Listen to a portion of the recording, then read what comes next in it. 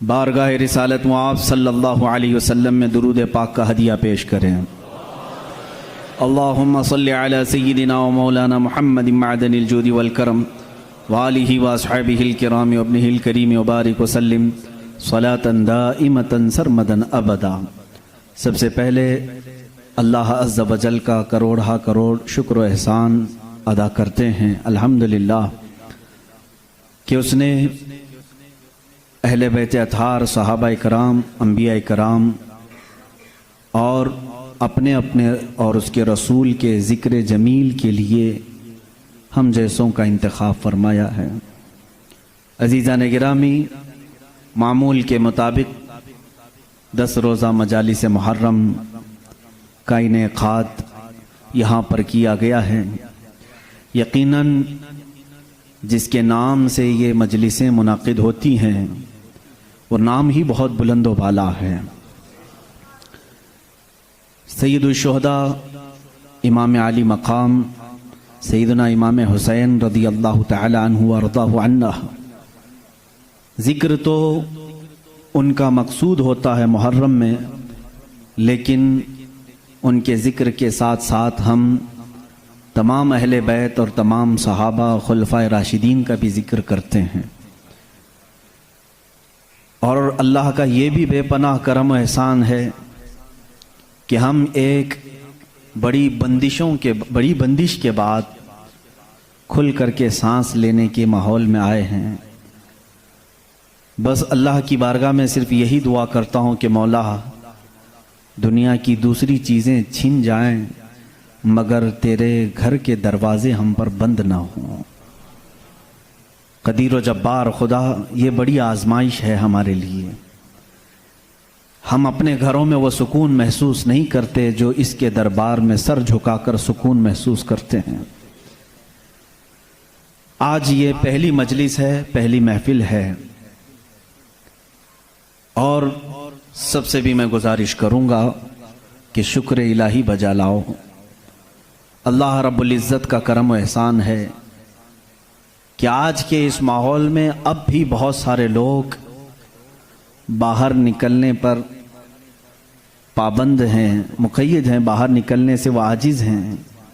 उसके बावजूद आप तमामी हज़रात ज़िक्र शुहदा करबला में जमा हैं और हाजिर आए हैं। अल्लाह ताला इस नेमत को हम सब के साथ बरकरार रखे। आज मैं सिर्फ ये बात अर्ज करना चाहूँगा कि हम जिसके बंदे हैं उसको पहचानने के लिए क्या उसने कुछ निशानियां भी रखी हैं। अल्लाह की निशानियां, मैं खुल करके आम अंदाज से ये बात करूँगा। आप मुसलमान घर में पैदा हुए, आपके बाप दादाओं ने, आपके माहौल ने आपको बताया कि तुम्हारा पैदा करने वाला अल्लाह है। यहीं तक तुम्हारी नॉलेज है, हमारी नॉलेज है। इसलिए कि ये भी बड़ा करम व एहसान है कि हमें सोचो विचार करके अल्लाह तक पहुंचने की इस तरह के माहौल की ज़रूरत नहीं आई। बरसों से हम उन्हीं घरों में पैदा हो रहे हैं जहां अल्लाह का ही नाम लिया जा रहा है। लेकिन मैं सारे इंसानों के लिए खिताब कर रहा हूं। इस रुए ज़मीन पर रहने वाला, चाहे वो यहूदी हो, ईसाई हो, हिंदू हो, सिख हो, जो भी हो, मैं सबसे आज ये बात कहना चाहूँगा। दुनिया का एक फार्मूला है कि बग़ैर किसी के बनाए कोई चीज़ नहीं बनती, खुद से कोई चीज़ नहीं बनती।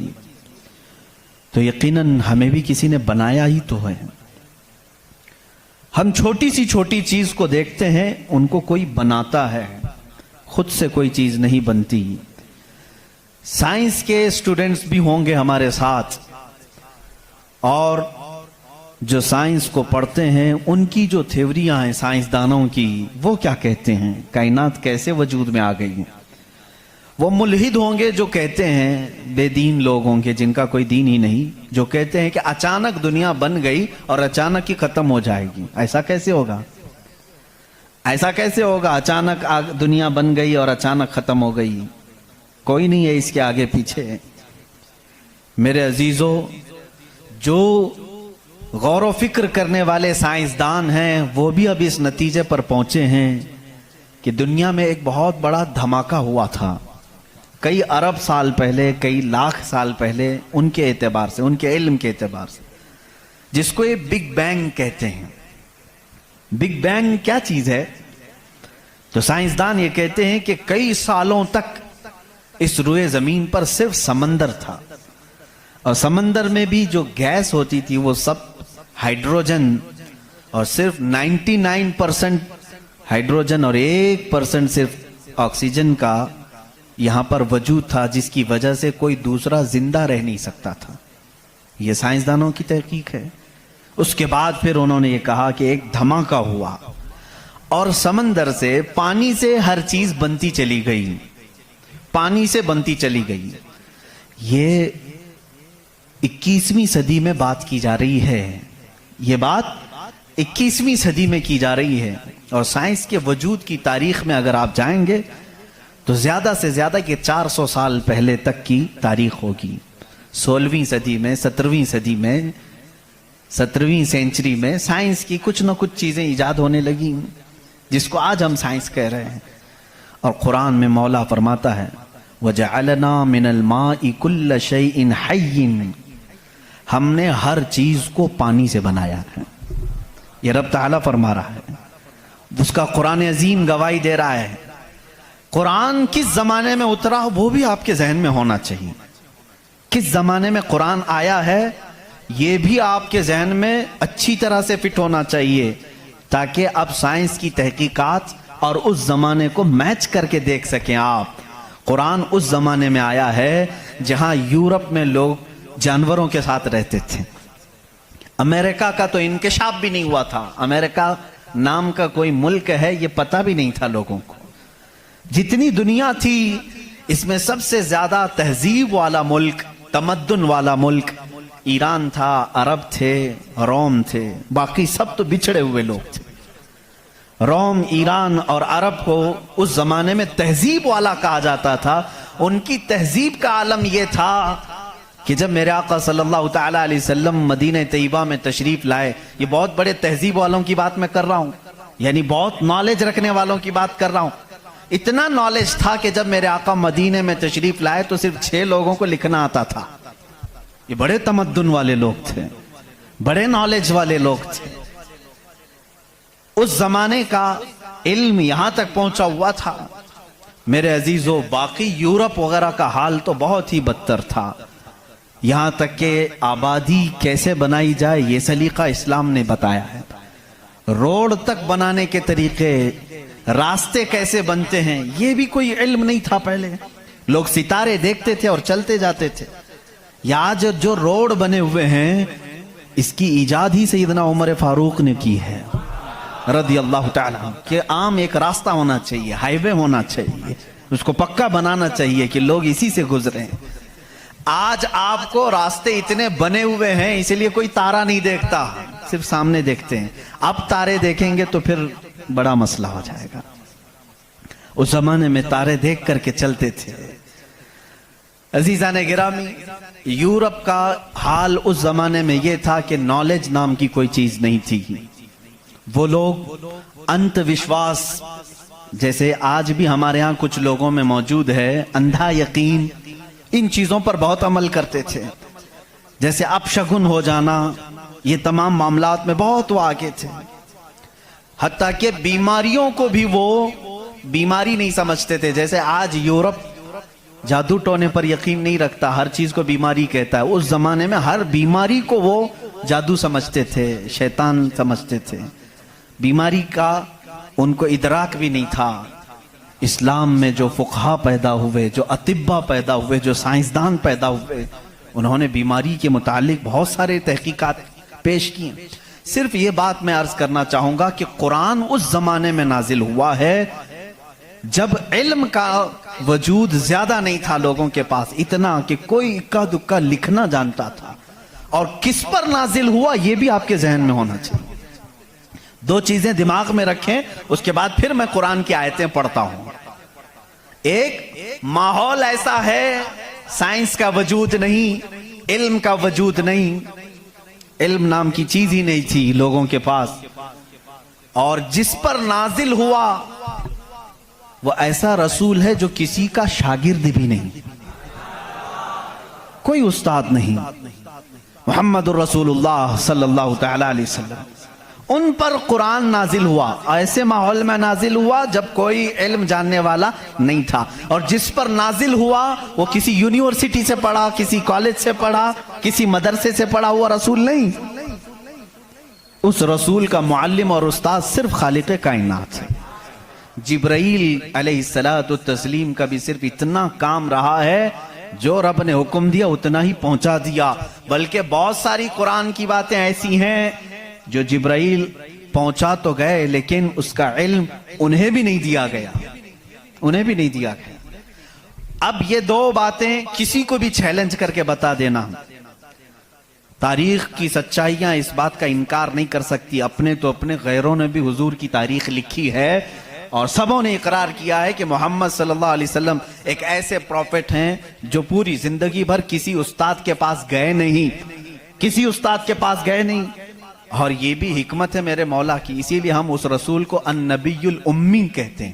امی کا مطلب کچھ بیوقوف لوگ آج کے زمانے کے جو بدعقیدہ ہیں وہ ان پڑھ کرتے ہیں، رسول ان پڑھ تھے، معاذ اللہ۔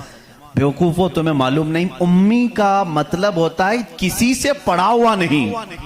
ان پڑھ میں اور کسی سے نہ پڑھا ہوا ہونے میں بہت بڑا فرق ہے۔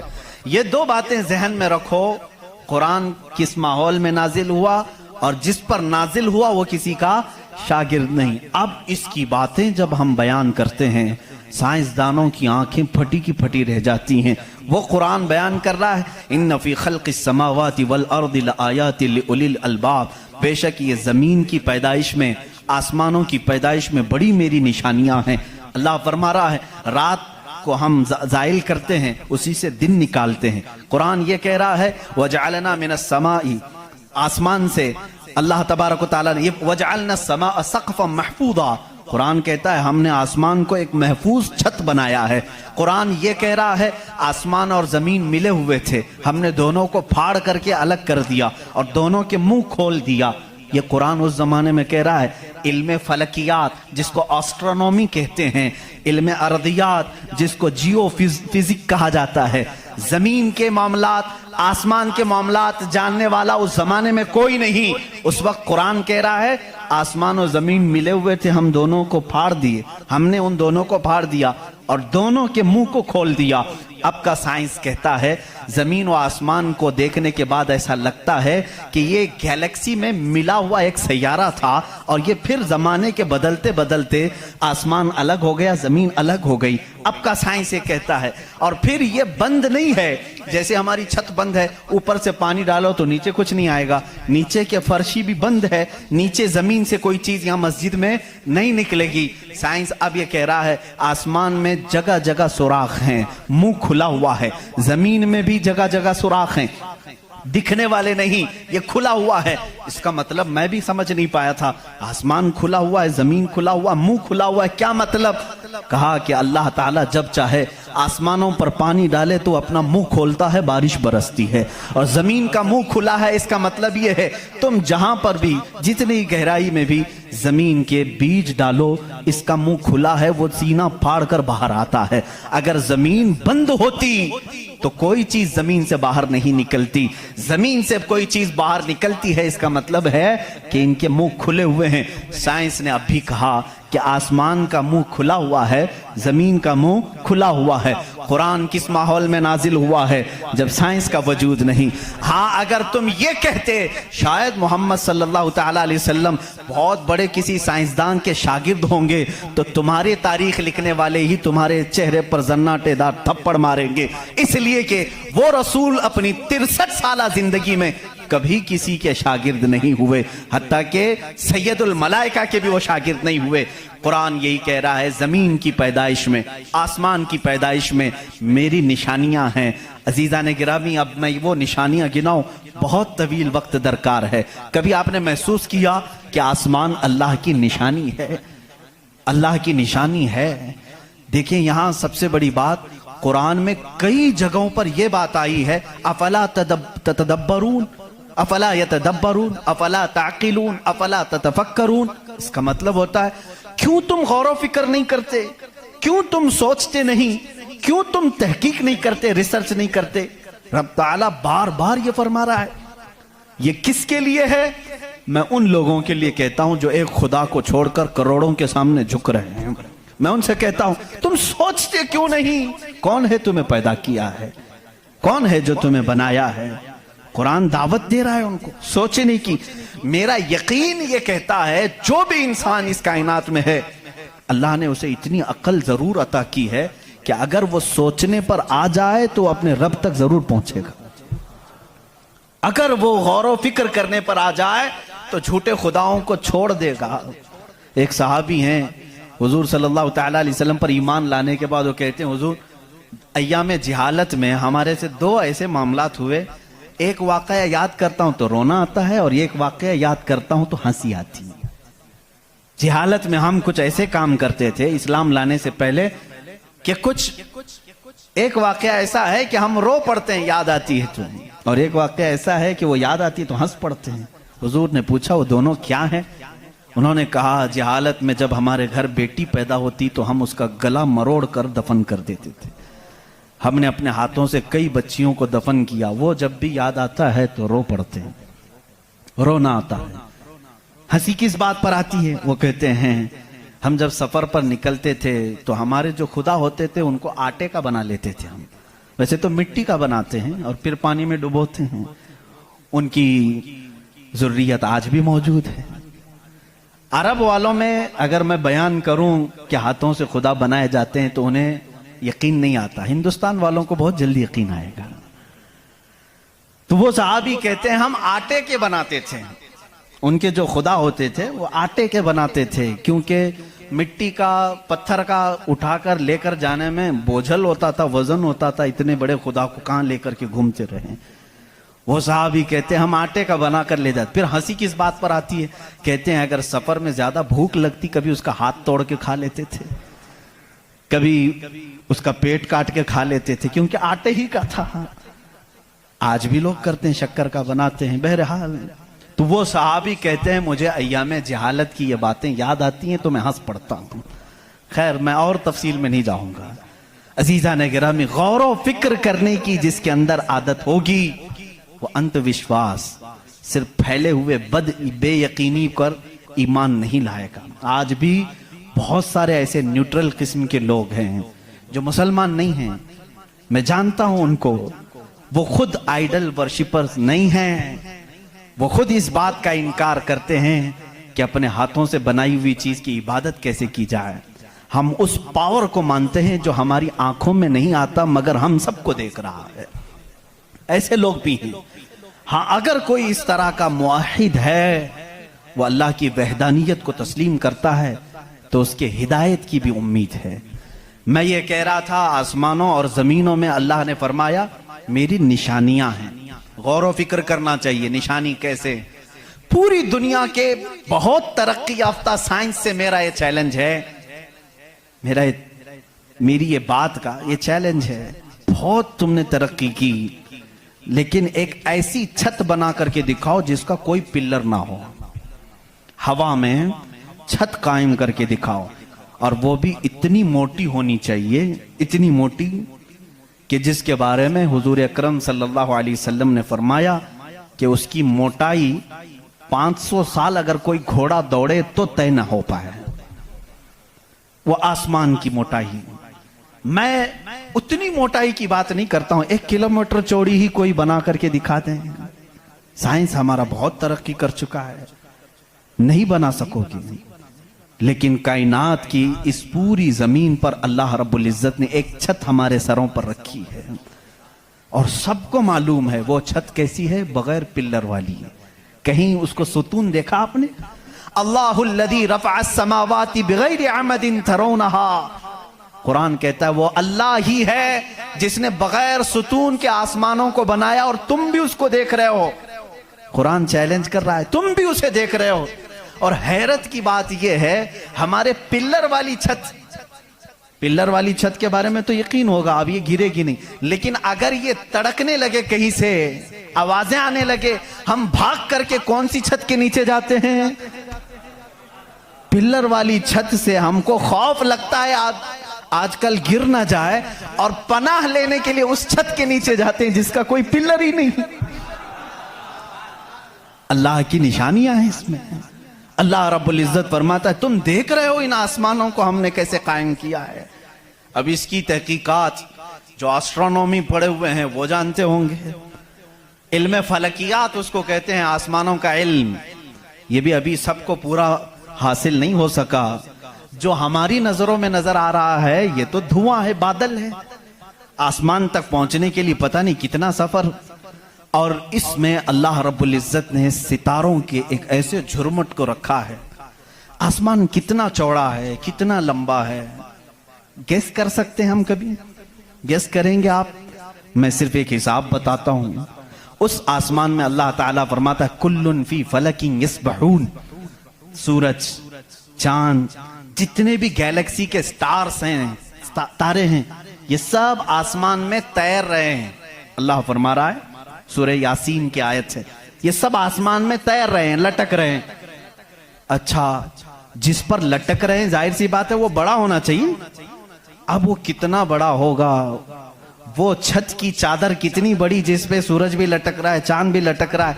हमने साइज पूछा साइंसदानों से, साइज पूछा कि ये कितने बड़े बड़े हैं जो आसमान में लटक रहे हैं, तो उन्होंने कहा सबसे करीब जो हमारा सितारा है, सैयारा है, जमीन से जो सबसे करीब सैयारा है वो चांद है।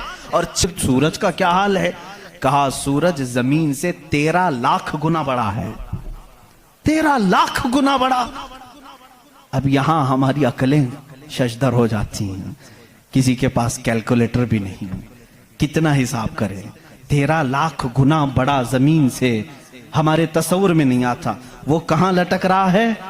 आसमान में।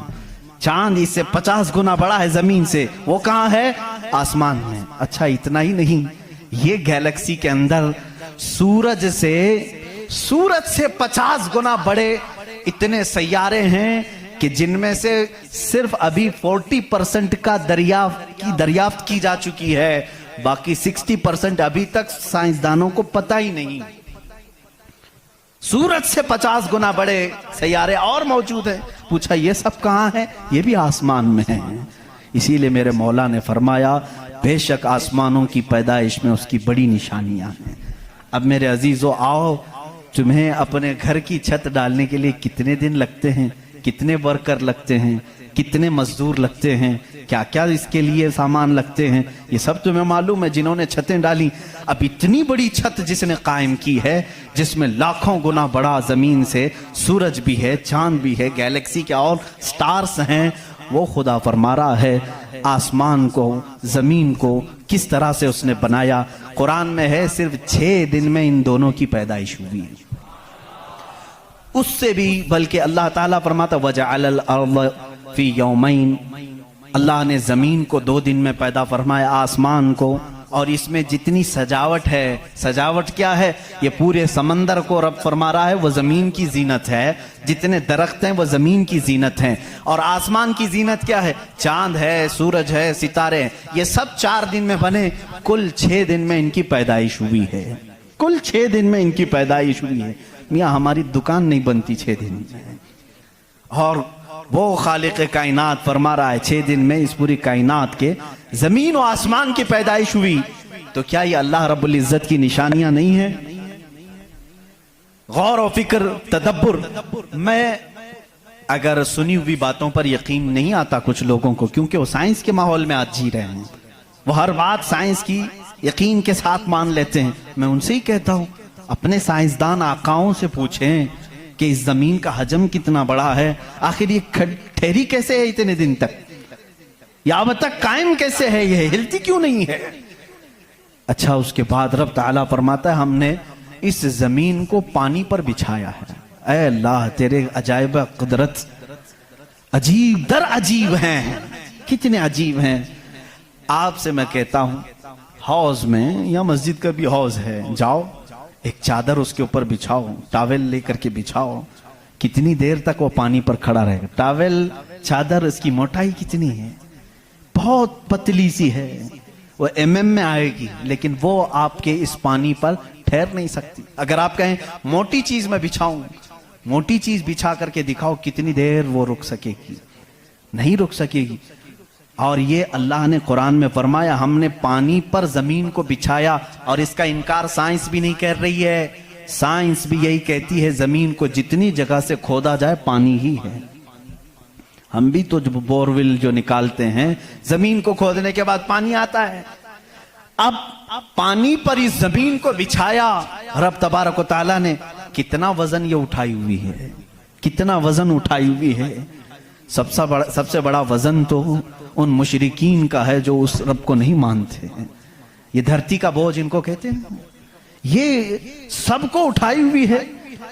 पता नहीं कितने करोड़ों टन इस पर वजन है ये, लेकिन कभी भी हिलती हुई नजर नहीं आती।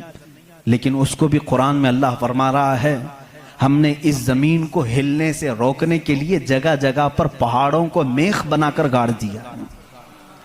वल जिबाल औतादा, और पहाड़ों को हमने मेख बनाकर गाड़ दिया है। अब इसकी तहकीक इस जमाने में, मैंने अपने पढ़ने के जमाने में इसकी एक तहकीक अपने उस्ताद के पास पढ़ी थी। सफा मरवा के बारे में इख्तिलाफ चल रहा था। सऊदी यहूदी हुकूमत ने सफा मरवा को पूरी तौर पर ख़त्म करने की नापाक कोशिश की, और अलग से उन्होंने मसआ बनाया सही करने का। तो इख्तिलाफ उलमा में था कि इन्होंने ज़्यादा चौड़ा कर दिया। उसी ज़माने में ये तहकीक हुई, पहाड़ जो है इसका वजूद ज़मीन पर कैसा होता है। इन सऊदियों ने कहा पहाड़ ऐसा ऊपर शेप में ऐसा होता है, ट्रायंगल होता है, ऊपर से कोना होता है, नीचे चौड़ा होता है। इन सऊदियों ने कहा नीचे भी ये जड़ें छोड़ता है, फैलता हुआ जाता है, जैसे दरख्त ऊपर होता है और नीचे उसकी जड़ें फैली हुई होती हैं। तो इन्होंने कहा नीचे भी वो पहाड़ का हिस्सा है, इसलिए हमने बाजू में भी रास्ता बनाया ताकि सफा मरवा की सही अगर हो रही है तो वो पहाड़ों के बीच में ही हो रही है। मेरे उस्ताद गिरामी मिस्र के हैं, उन्होंने पूरी इस पर तहकीक के साथ किताब लिखी, चैलेंज किया, कहा पहाड़ों को अगर खोद करके देखो, हमारा यकीन ये कहता है। उन्होंने बहुत सारे दलाइल से साबित किया, पहाड़ ऊपर से जो इस तरह के शेप का होता है, ट्रायंगल ऊपर से, नीचे वो जड़ें नहीं छोड़ता, बल्कि अंदर जाते जाते और बारीक हो जाता है। अंदर बारीक होते होते होते बहुत पतला होकर नीचे तक जाता है।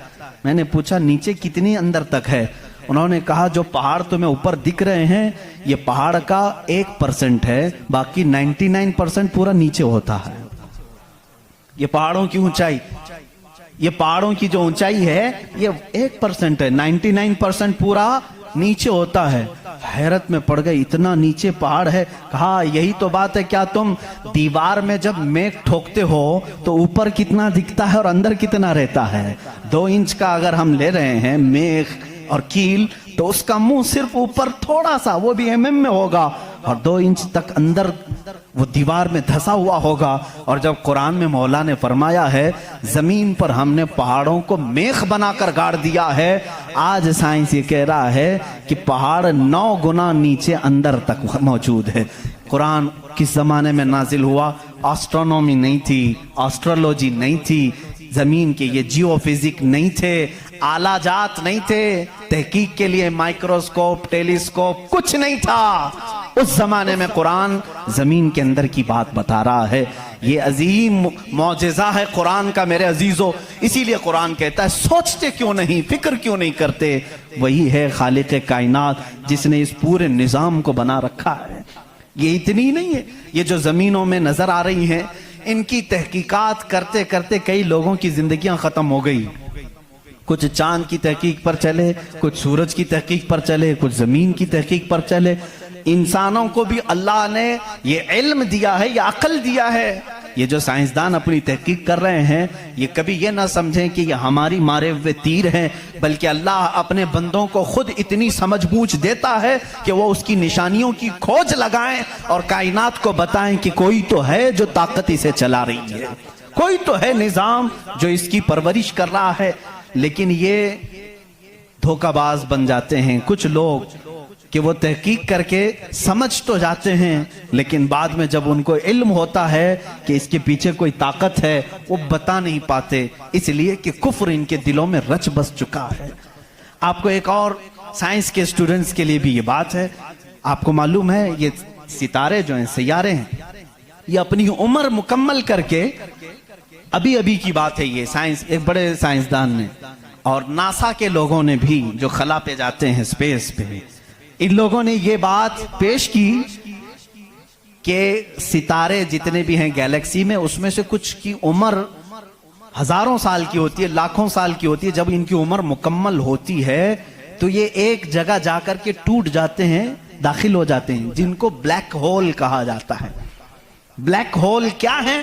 سائنسدان کہتے ہیں اس کی تحقیق ابھی تک نہیں ہو سکی۔ ایک بہت بڑا سوراخ ہے، بہت بڑا سوراخ، جت میں یہ ستارے جا کر کے ختم ہو جاتے ہیں، ان کی زندگی یہاں ختم ہوتی ہے۔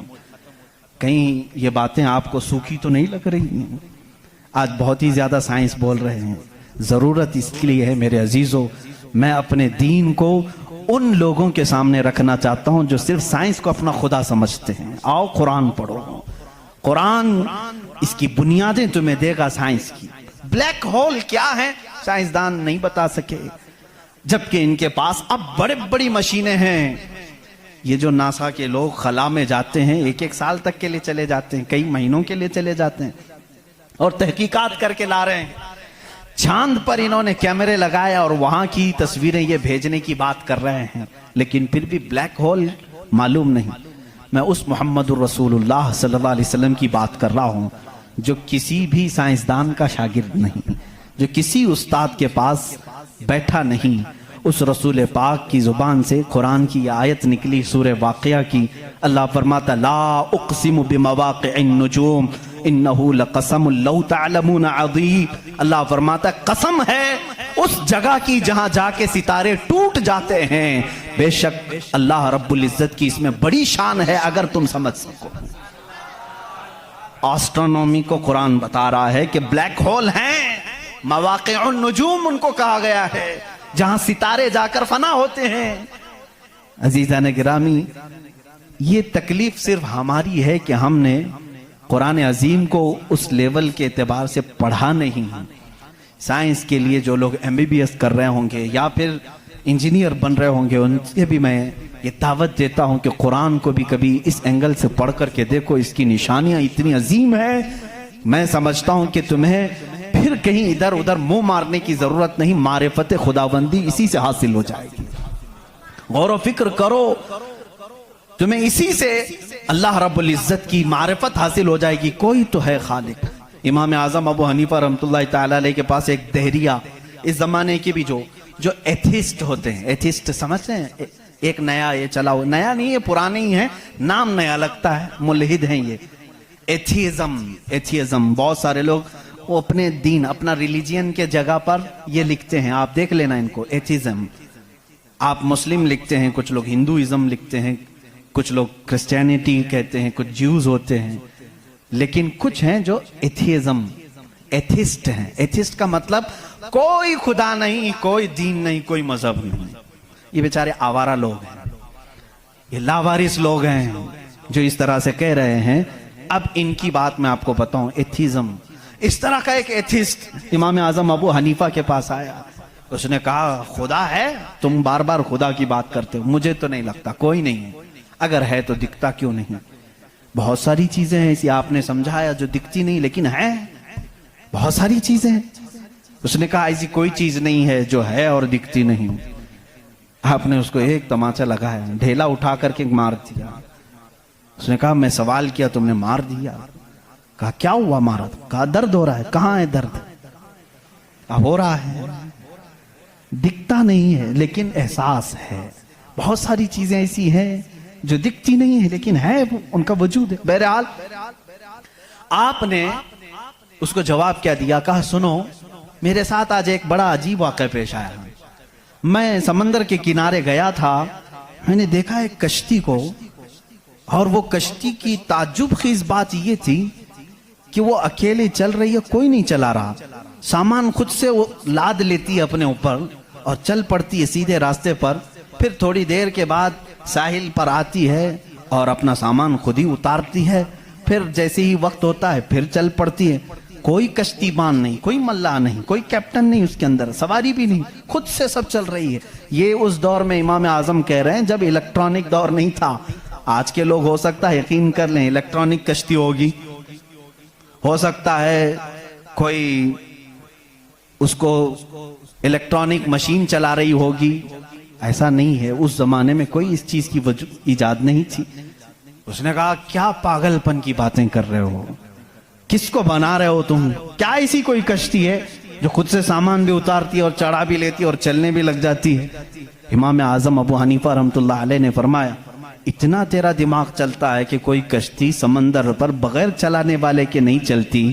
یہ پورے دن اور رات کا نظام اور لوگوں کی موت و حیات کا نظام، زمین سے پودوں کو نکالنے کا نظام، برابر وقت پہ موسم کے آنے کا نظام بغیر کسی کے چلائے کیسے چل سکتا ہے؟ کبھی اس میں تاخیر تم نے دیکھی؟ کبھی تم نے یہ دیکھا کہ رات ہوئی ہی نہیں؟ کبھی تم نے دیکھا کہ دن ہوا ہی نہیں؟ وہ اپنے وقتوں پر ساری چیزیں چلا رہا ہے. عزیزان گرامی، ان تمام چیزوں میں ایک نشانی ہے اس کے وجود کی. اسی لیے اللہ رب العزت نے سورہ اخلاص میں یوں فرمایا قل هو اللہ احد. اے محبوب آپ فرما دے وہ اللہ ایک ہے. اب ایک ہونے کی نشانیاں بھی بہت ہیں، ایک ہونے کی نشانیاں بھی بہت ہیں. ہم بچپن میں پڑھتے تھے، ہمارے پاس ایک ہمارے والد کتاب پڑھاتے تھے، اس میں ایک سوال ایک بوڑھی عورت سے کسی نے کیا تھا کہ بڑی بھی تم نے اللہ کو ایک مانا ہے؟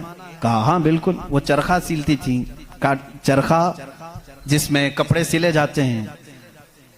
مولوی صاحب نے پوچھا کیا دلیل ہے کہ کوئی نظام کو چلا رہا ہے، کوئی ہے خدا؟ اس نے کہا میری مشین یہ سب سے بڑی دلیل ہے میرے لیے.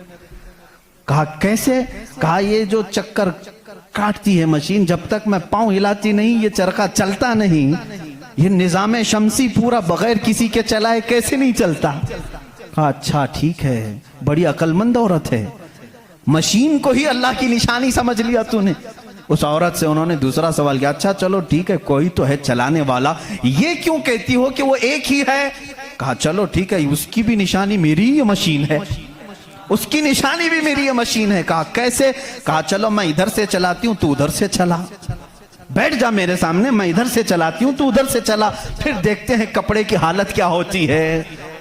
کپڑا جو ہے ہو سکتا ہے لیڈیز کی بجائے جینز کا ہو جائے، جینز کی بجائے لیڈیز کا ہو جائے، کچھ کا کچھ بن جائے. کیوں؟ انہوں نے کہا بات تو صحیح ہے. اس بوڑھی عورت نے کہا میں نے اپنے چرخے سے ہی یہ دین سیکھا کہ اگر کائنات میں ایک کے بجائے دوسرا ہوتا تو جھگڑے ہو جاتے. ایک خدا کہتا میں بارش برساؤں گا، دوسرا کہتا نہیں نہیں میں دھوپ ڈالوں گا، تیسرا کہتا نہیں میں ٹھنڈی لاؤں گا. ان کے جھگڑوں میں پھر کائنات کا نظام درہم برہم ہو جاتا. لیکن نظام برابر برابر چل رہا ہے. اس بات کی دلالت ہے کہ چلانے والے دو نہیں ایک ہی ہیں، تو نہیں ہے ایک ہی ہے. اگر دو ہوتے اسی کو اللہ نے قرآن میں فرمایا لو کان فیہما آلہۃ الا اللہ لفسدتا. اگر زمین و آسمان میں دو خدا ہوتے اللہ کے علاوہ، رب فرما رہا ہے ضرور اس میں فساد ہو جاتا، ضرور فساد ہو جاتا. اس لیے کہ ایک جو عقل سے ہمارے درمیان ہم نے دیکھا ہے جو چلا سکتا ہے وہ دو لوگ نہیں چلاتے ہیں. دو لوگوں کی ذہنیت الگ ہو جاتی. اب اس کو فلسفے میں آئیں گے جس کو فلسفی کہتے ہیں. یہ بھی ایک علم ہے. فلسفی لوگوں کے دماغ کے اعتبار سے بھی ہم نے اس کو ثابت کیا. اگر دو ہیں، پہلی بات آپ کے دماغ میں یہ ہونا چاہیے کہ خدا وہ ہے جو کسی کا محتاج نہیں. اتنی بات تسلیم کرتے ہو؟ جو کسی کا محتاج نہیں. جب یہ فارمولہ تمہارے دماغ میں ہے تو آپ دو کو لے کر کے آؤ. دو کو لاؤ گے تو دونوں کا دماغ ایک ساتھ نہیں چلے گا، یا تو پھر مشورے سے چلیں گے. مشورہ کرے گا تو ایک دوسرے کا محتاج ہوگا، اور جو محتاج ہوگا وہ خدا نہیں ہوگا. مثال کے طور پر دونوں بیٹھے ہیں، چلو آج میٹنگ کرتے ہیں کل بارش کریں گے. تو ظاہر سی بات ہے ایک نے دوسرے کو پوچھا تو پہلا والا دوسرے کا محتاج ہوا کہ نہیں؟ اب خدا کے بارے میں ہمارا تصور یہ ہے وہ اپنے کاموں میں کسی کی شراکت نہیں چاہتا، کوئی شریک نہیں ہے اس کا. اب اگر شریک ہو گیا تو اس کی فضیلت کہاں ہے؟ ایک ہونے میں جو فضیلت ہے وہ دو میں ہے نہیں. ایک ہونے میں جو فضیلت ہے وہ دو میں ہے نہیں.